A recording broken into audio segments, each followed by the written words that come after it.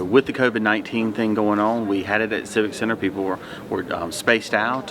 The council was spaced out, and we did it in a safe and responsible way, but things with the county needed to move forward, and so we had a number of items on the agenda, some of them pending from a couple of months ago, and some new items. And so to sort of outline what we went over, one of the items that was new was an ordinance that involved tiny houses. So in District 2, there's been some efforts to build tiny houses as affordable housing solutions. Everybody's in favor of affordable housing solutions, but what needed to be done here was to determine sort of a definition of what was going on, because in any time we don't want to have unintended consequences. So some folks came from the community and said, hey, take a longer look at this to make sure that you're implementing it the correct way. The councilwoman from District 2 said, let's take 6 months to look at it longer and put a moratorium on it so that we can engage the right way. So that was a positive thing from council, and so we moved forward on that.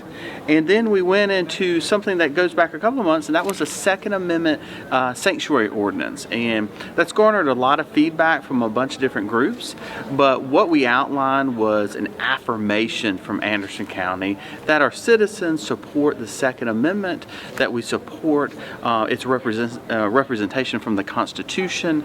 And we had a working committee on that made up of citizens, law enforcement, council members, to articulate that in the right way so that the citizens of our county's views on that were represented. So that passed and was very positive.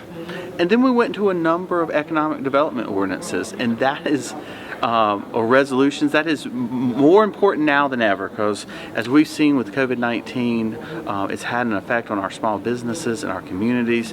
But fortunately, we have things on the docket. People are investing money in Anderson. They're building new industrial space. They're building new projects, housing projects. So as we continue to rebuild after with South Carolina opening, this county council will be proactive supporting those. And we have probably one of the best economic development departments in the state. And so they are still working day and night to move forward on that. We then went into a couple of items that involved resolutions to accept grant funding. There was some new grant funding for Green Pond Landing. And then we went into what we called a continuing resolution on the budget. So you've probably heard this term CR on the federal level before, but without us being able to have budget meetings, we have gone into doing a CR. It's a continuing resolution to fund county budget at operating levels moving forward, because there's a little bit of uncertainty of what money is going to come from the state as revenues are down with COVID-19, but we're taking a hard look at the county budget to make sure that we keep everything straight. From there, we went into some basic bids with county contracting, audit services, asphalt services, and park services. And then we accepted some roads into the subdivision and ended like we always do with some allocations to some nonprofits working locally, comments from citizens, and comments from council members. So very positive all along. We're going to be getting back to normal county business, and we're going to be moving forward. From here, we're going to move on to the next county council meeting. I don't know that we have it set yet. We may have to make certain precautions to make sure we do it safely, but we'll be moving on with the county business. And as always, we appreciate citizen comment. Well, we worked in cooperation with Lieutenant David Baker, who's an emergency services manager. And as you can tell, all the seats were at least 6 feet apart, if not more. Council was 6 feet apart. County attorney and me, we were 6 feet apart.